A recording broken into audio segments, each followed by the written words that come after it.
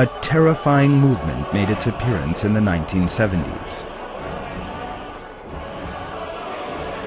The main characteristic of this skinhead movement was the attacks carried out by street gangs against immigrants, foreigners, and those living in poor neighborhoods.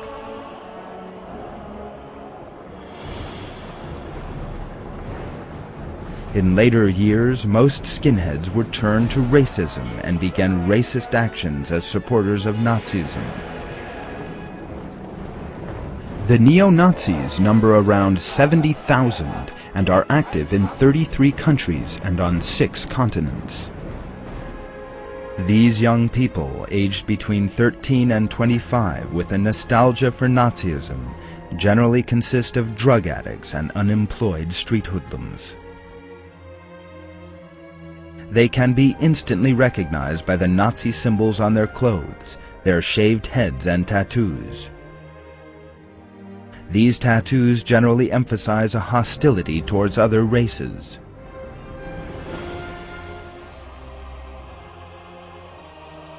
They praise Hitler in their slogans, conversation, and songs, and claim to be dedicated to making his dreams a reality.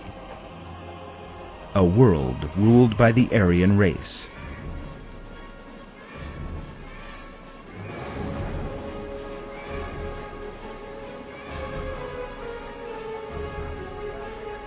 Others of their defining features are violence, hatred, intimidation, making threats, destruction, and inflicting harm on others.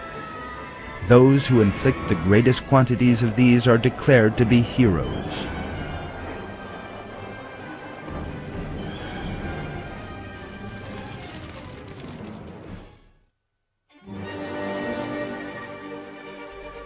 The neo-Nazis are the radical representatives of the racist movement in Europe. One might describe them as the cutting edge of the fascist axe.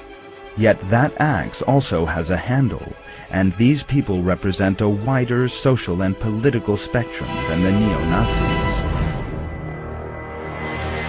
The activities of the neo-Nazis are actually a reflection of the increasingly strengthening racist attitudes in Europe. The fact that a great many people in Europe actually possess a hidden racism in imagining their race to be superior to others provides covert support for the neo-Nazis.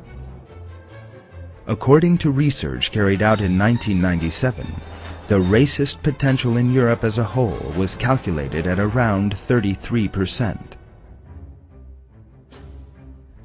That level is observed to be even higher in Belgium, France, and Austria in particular. The levels of those describing themselves as quite or very racist is around 55% in Belgium, 48% in France, and 42% in Austria. The figure for Germany is 34%.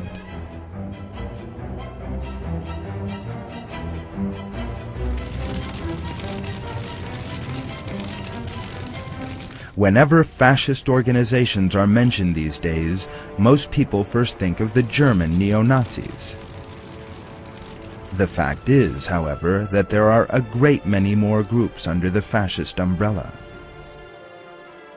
There are many active fascist groups in the USA, and on the theoretical level, these are in a more important position than the German neo-Nazis.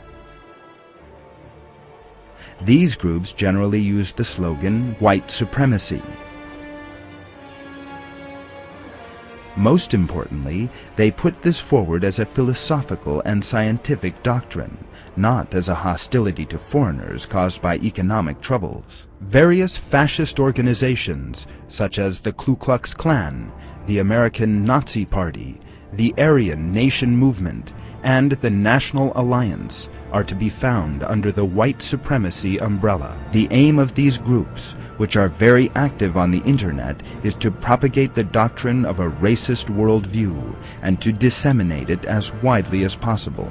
Fascist racism, born from the reawakening of pagan culture in the 19th century and from Darwin's theory of evolution, is still growing in the 21st century and based on exactly the same foundations.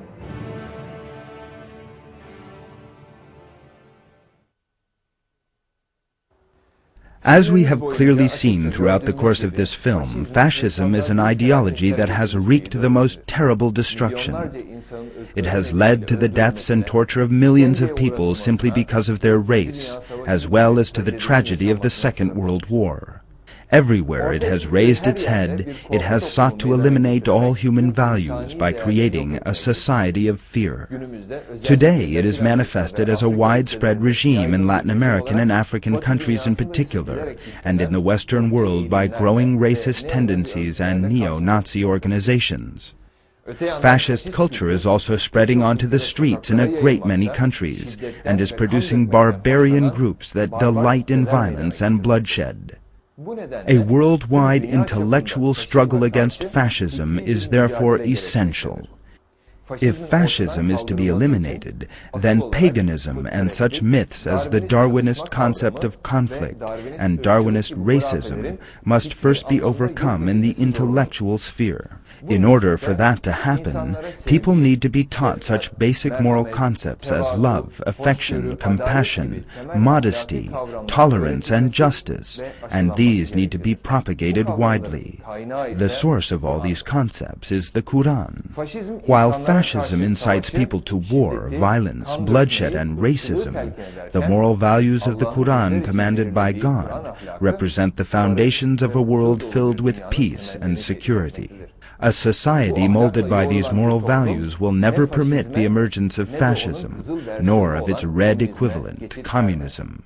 Turkey is an excellent example of this. All the many efforts to export fascist and communist ideology to Turkey ended in failure, and the country distanced itself totally from both these totalitarian ideologies. The most important reason for this are the fundamental moral values inculcated in Turkish society by Islam. In fact, Turkey, as both the representative of these values and the heir to the Ottoman Empire, could represent a model that would impede the progress of fascism all over the world. Re-establishing peace and security, as the Ottomans once did, in many regions of the world suffering from fascist violence, can only be achieved by a country that believes in religious values and initiates policies inspired by them. We hope that this will happen, and that the leaders referred to in God's verse, people with a vestige of good, who forbade corruption in the earth, will eliminate the evil of fascism once and for all in the 21st century.